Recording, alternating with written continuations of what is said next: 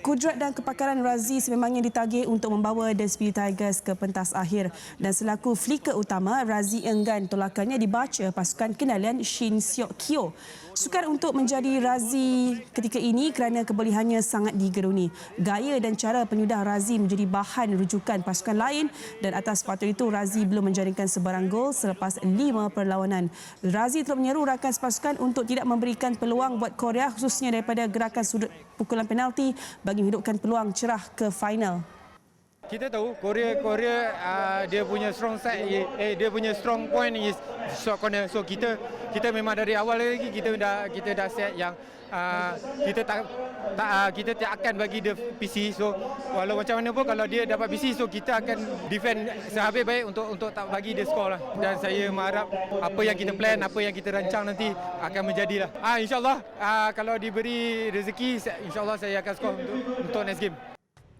Lumrah selaku pemain berpengalaman seringkali bersedia untuk mengetuai misi kemenangan dan layak ke final buat kali pertama. Namun hakikatnya Arul Sevaraj tidak pernah meletakkan sebarang tekanan buat Razi. Untuk saya itu tidak menjadi any focus as long as siapa yang score. I think Najmi Faizal has scored from penalty corner, Faizal dah score, kita mempunyai banyak field goal. So untuk saya keputusan end result matters, tak kira siapa score pun. Ya, lebih ramai pemain-pemain yang berbeza score is good for us because lebih ramai boleh score.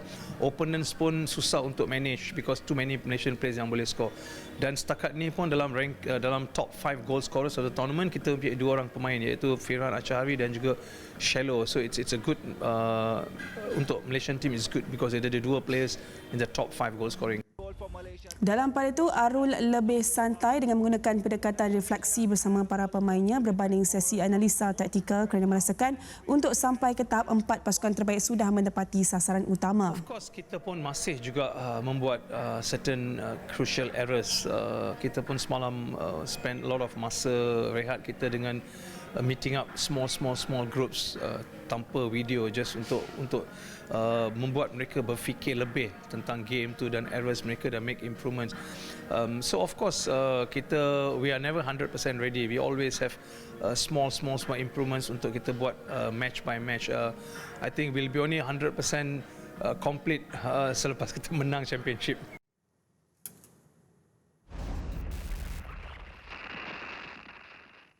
Okey, bersama kita untuk mengupas lagi peluang Speedy Tigers menentang Korea Selatan malam ini adalah 2 kali Olimpian bersama skuad kebangsaan, Maninderjit Singh. Hello Mai, apa khabar? Hai Lily, hi Su. Good, very good. Okey, Lee, sebelum kita membiarkan Mike bertugas sebagai antara pengulas malam ini untuk aksi Malaysia menentang Korea Selatan, mungkin kita nak mengetahui daripada segi prestasi skuad negara, Mike, untuk kejohanan ini so far. Mike lihat mampukah Malaysia untuk menghalang Korea Selatan daripada mengecewakan impian kita untuk mara ke final buat kali pertama dalam kejohanan ini? Okey, pertama kali saya ingin ucapkan kepada pasukan Malaysia sebab kita menewaskan pasukan Korea 1-0. Dengan itu kita mendapat ranking point 31.6 mata dan sekarang kita berada di ranking yang ke-9 terbaik di dunia. Itu saya kena ucapkan tahniah kepada pasukan kebangsaan. Achievement yang bagus.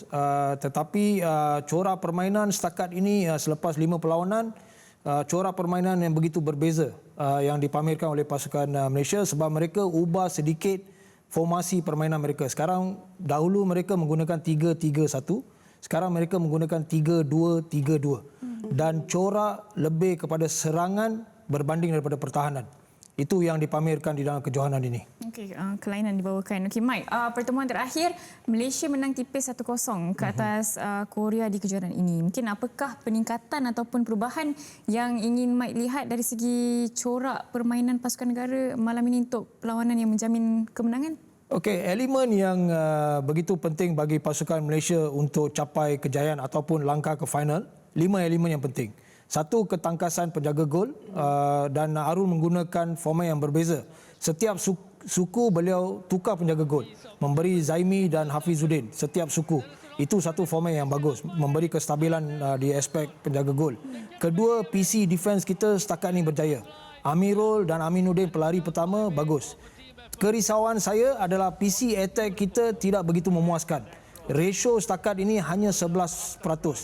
Dan kekuatan pasukan Malaysia juga adalah bench depth yang bagus sebab kita mempunyai Fitri Syari, Shallow, Asran dan juga beberapa pemain muda untuk ganti pemain senior untuk memberi rehat. Dan itu kekuatan pasukan Malaysia dalam kejohanan ini. Okey, kita tahu kita 2 kali dah jumpa dengan Korea untuk separuh akhir ni juga kan. So bagaimana Mike melihat kelainan? Tadi Mike ada sebut Malaysia punya tim ada kelainan dan nampak perubahan daripada segi apa yang Arul cuba terapkan. Bagaimana pula dengan Korea Selatan? Arul melihat bagaimana mereka sedikit berbeza daripada pasukan ketika mengambil bahagian di Sultan Azlan Shah tempoh hari. Ya, pasukan Korea dalam kejohanan ini tidak begitu memuaskan. Kalau kita lihat mereka hanya menang 1 perlawanan. Dan mereka tidak membawa 4 pemain utama mereka. Seperti Lee Nam Yong mengalami kecederaan dan juga seorang lagi pemain ada Huang Tail, center forward mereka tidak beraksi dalam kejohanan ini, dan juga Seo In Woo dan juga Jio Bunji.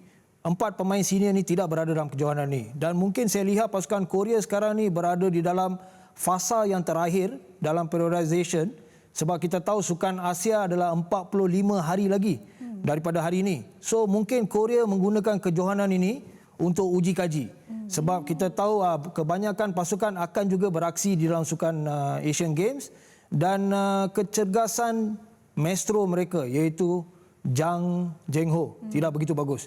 Beliau mengalami sedikit kecederaan. So pada perlawanan hari ini kelebihan berpihak kepada pasukan Malaysia. Tapi apa yang saya risau bukan senang untuk menewaskan pasukan yang sama 2 kali. Itu yang saya risau pada hari ini. Ya. Setuju. Okey, Mike, bercakap mengenai pemain-pemain pasukan Korea Selatan, semalam sempat berborak dengan wartawan lokasi Kang Yunis yang menyatakan antara senjata utama Korea walaupun cedera, Mike cakap tadi Jang Jong-hyun. Mungkin bagi Mike sendiri, siapa lagi yang perlu diawasi pemain-pemain Malaysia untuk perlawanan malam ini, Mike? Okey, kekuatan pasukan Korea Selatan ini berada di dalam spine structure. Mereka mempunyai satu penjaga gol yang begitu pengalaman, Kim Jang-hyo, nombor 1. Lepas tu mereka mempunyai 2 defense yang bagus, Lee Seng-ho dan juga mungkin Jang akan beraksi. Kalau Jang tidak, Jae-hoon akan beraksi. Dan mereka mempunyai satu center midfield yang bagus, Jong Man-ji, nombor 7. So itulah kekuatan pasukan Korea Selatan. Tapi kelemahan utama pasukan Korea adalah back kanan dan back kiri, kurang pengalaman. Tetapi pada hari ini saya rasa perlawanan akan ditentukan oleh PC menentang PC. Sebab kedua-dua pasukan ini mempunyai kekuatan PC. Dan aspek yang kedua-dua pasukan harus memberi perhatian kepada 2 elemen baru pada perlawanan semifinal. Satu, pasukan yang mana akan menggunakan power play bila terdesak. So kedua-dua pasukan harus bersedia. Dan elemen yang kedua, bersedia untuk penalti shootout kalau seri. So ini 2 elemen harus bersiap sedia bagi kedua-dua pasukan dan sudah tentu pasukan Malaysia mempunyai kelebihan. Penalti shootout tu seram sih. Itulah berdebar pula kan.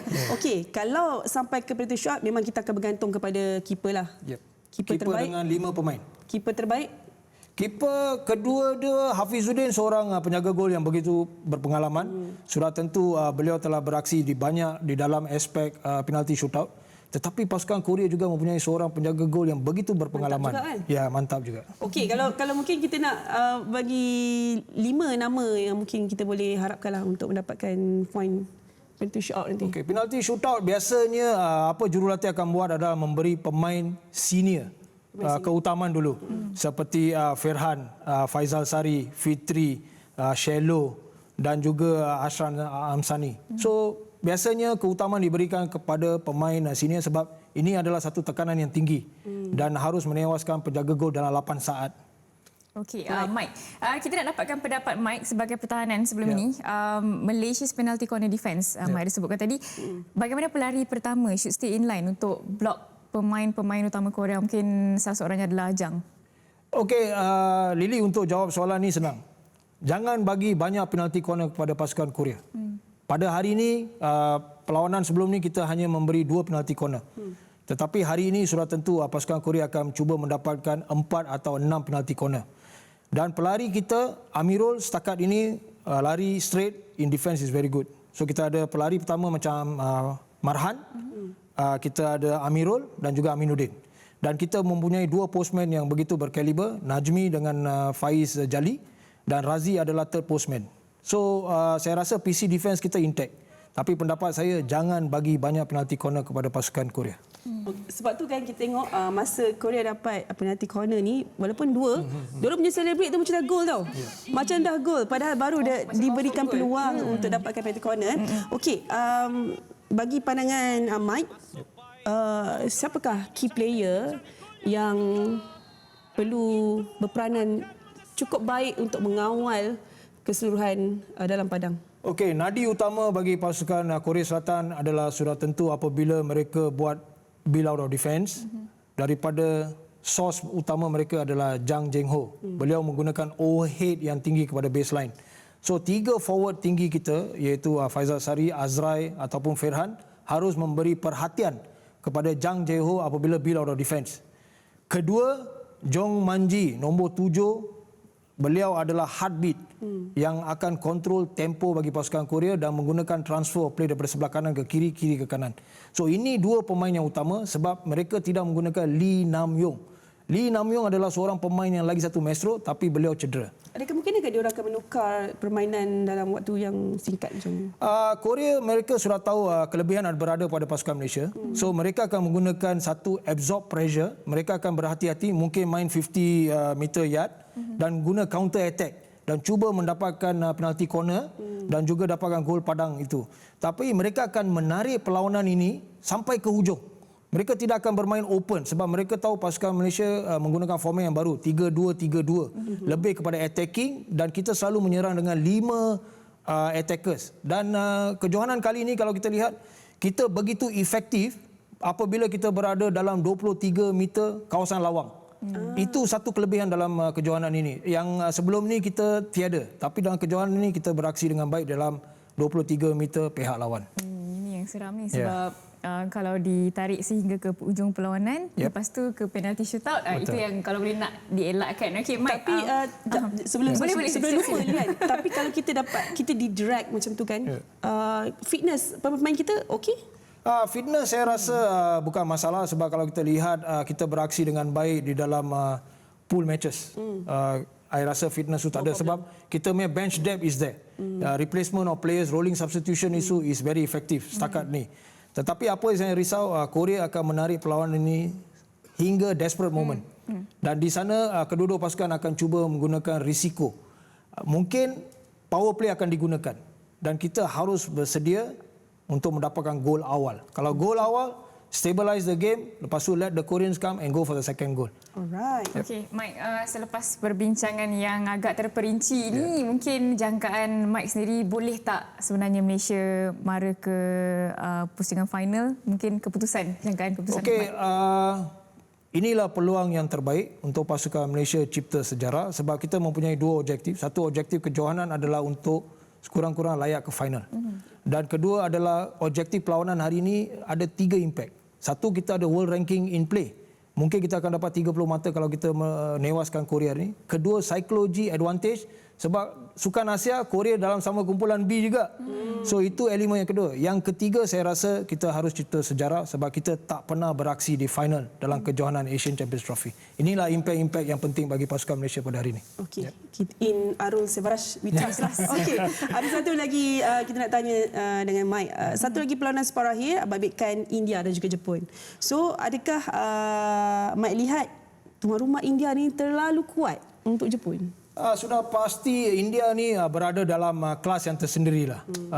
Compare dengan pasukan-pasukan yang lain sebab mereka adalah pemenang pingat gangsa di Sukan Olimpik Tokyo dan kedua mereka beraksi di FIH Pro League. Inilah hanya satu pasukan daripada Asia yang beraksi consistently di dalam Sukan Olimpik, World Cup dan juga FIH Pro League. Dan mereka mempunyai 40 hingga 50 pemain antarabangsa. Pool yang begitu besar. Dan kualiti antara pasukan India dengan Jepun begitu jauh. Tetapi kalau kita lihat sebelum ini results ni, nampaknya Jepun ini macam satu pasukan yang badi bagi India tau. Sebab Asian Champions Trophy yang lepas, semifinal, Japan beat India 5-3. Dan dalam kejohanan ini, hanya satu pasukan yang berani dapat satu mata daripada India adalah Jepun. So, tapi pada hari ini saya rasa pasukan India akan menang dan mungkin adalah satu one-sided match lah. Tapi Mike, saya pula mengharapkan Jepun yang akan menang. Janganlah bagi tu. So nanti final. kalau masuk final, kita jumpa Jepun. Mungkin easy choice lah kan. Bukan mudah untuk menewaskan India di dalam rumah mereka lah. Bukan senang. Betul. Itu kita setuju lah Lily. Ya. Okay Mike, thank you so much. Thank you so much. Terima kasih Lily. Sangat padat hari ini. Thank you. Terima kasih. Thank you. Okey, baik. Pertemuan dalam 5 perlawanan sebelum ini berdepan Korea Selatan ada turun naiknya dengan catatan terbaik adalah semasa Malaysia tamat kemarau 39 tahun menjadi juara Piala Sultan Azlan Shah dengan keputusan 3-2. Namun Malaysia pernah dikalahkan dengan margin keputusan besar 4-0 di saingan Piala Negara-Negara FIH sebelum menang dalam aksi kumpulan trofi juara-juara Asia baru-baru ini. Dan macam yang Mike kata tadi, ranking dunia terbaru sukan hoki lelaki ini berdasarkan perlawanan terakhir Malaysia pada 9 Ogos. Anak buah Arus Everrush berjaya naik satu anak tangga untuk kini di kedudukan tempat ke-9 mendahului lawan mereka malam ini sebanyak 14.24 mata. Namun, mengikut Argentina di tempat ke-8 dengan lebih 300 mata.